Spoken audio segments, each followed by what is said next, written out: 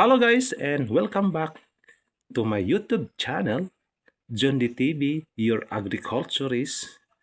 To this video guys, pag-usapan natin ang isa sa pinaka-importanting tanong ng marami. Paano nga ba natin maparami ng maayos at mapalago ng malusog ang ating mga alagang native na manok? At higit sa lahat, ano ang tamang pagpapakain gamit ang organikong pagkain na siguradong ligtas at masustansya? So ito na guys, paano maparami ang native na manok?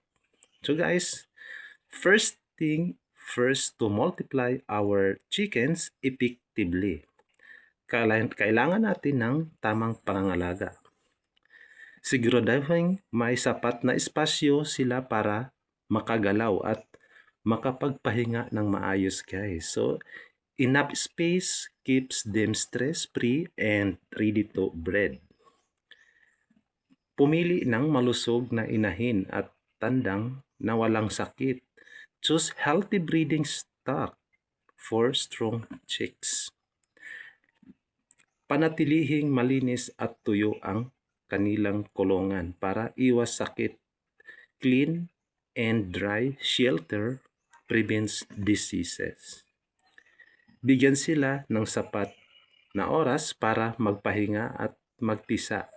Give them natural time to hatch and raise their young. Tamang pagpapakain gamit ang organikong pagkain. Ngayon, ang pinaka-kapanabik na bahagi. Organic feeding is the best way to keep our native chickens healthy, productive, and their meat, eggs, much more nutritious. Ito ang pwede nating ibigay guys. Una is para sa mga sisiw. Number 1 is dinurog na nilagang mais o bigas, crushed boiled corn or rice. Number 2 is pinong giniling na dahon ng malunggay o kangkong. In English is finely chopped moringa or water spinach leaves. Number 3 is pinaghalong tinapay na durog at pinakuloang itlog. Mix crushed bread and boiled egg yolk. Number 4, para sa malaking manok guys. Sariwang mais, palay o bigas. Number 2, mga dahon ng kamote, gabi, papaya at malunggay, sweet potato, taro, papaya, and moringa. So ito yung ang pinapakain ko guys sa alaga kong mga native na manok guys. Number 5 is mga tirang pagkain sa bahay na hindi maalat at walang pampalasa. Leftover home food that is not salty or seasoned. Number 5, dinurog na buto ng saging guys o hinog na prutas. Number 6 is dinurog na kabibe o talaba para sa dagdag na calcium. Ang mga mahalagang paalala guys, no? By John D TV, your agriculturist. Always provide clean and fresh water every day. Laging may malinis na tubig na nakahanda guys. Iwasan ang magbibigay ng pagkaing may chemical, preservatives o sobrang alat. Avoid food with chemicals, preservatives, or too much salty guys. Pakainin sa tamang oras, feeding regularly at the same time each day.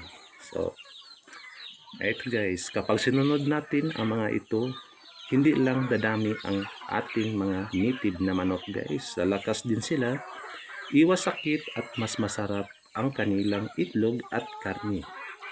Subukan natin ang organikong paraan, hindi lang ito nakakatipid guys, mas ligtas para sa ating lahat. Organic farming is always be the best way to go. May tanong ba kayo guys? So i-comment lang sa ibaba. Huwag kalimutang mag-like and share at subscribe para sa mas maraming tips sa pagsasaka at pag-aalaga ng ating mga alagang manok guys. O ayun guys, ang aking mga manok guys, sila po ay lahat ay malulusog. Native chicken ang mga yan guys. O ayan, tingnan guys, ayan sila.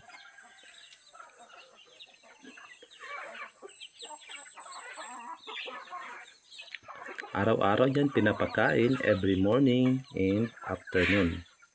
So kailangan talaga guys, kung mag-alaga tayo ng mga kahit anong hayop guys, so kailangan natin na bigyan sila ng oras, pagmamahal, para sa ganun is bigyan din tayo ng maraming biyaya guys.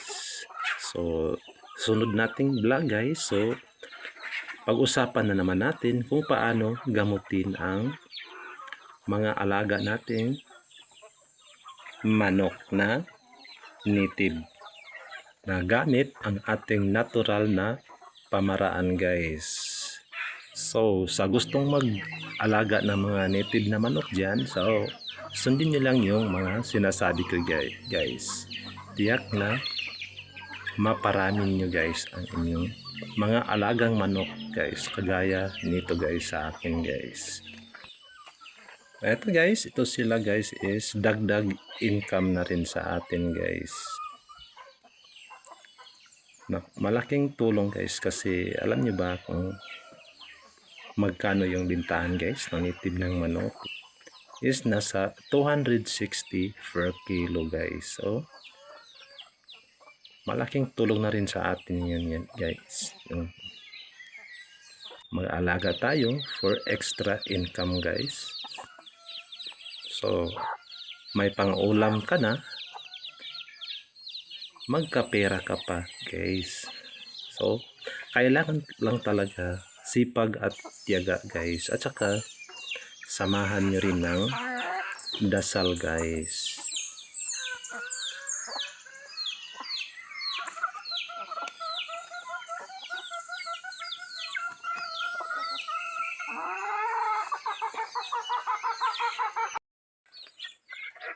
And that's it for today guys. Remember, natural care is always the best care. Gamitin natin ang mga organikong lonas para sa ligtas, malusog at walang chemical ang ating mga native na manok guys. Mas masarap pa ang itlog at karne. Sigurado patayang malusog ang ating pamilya.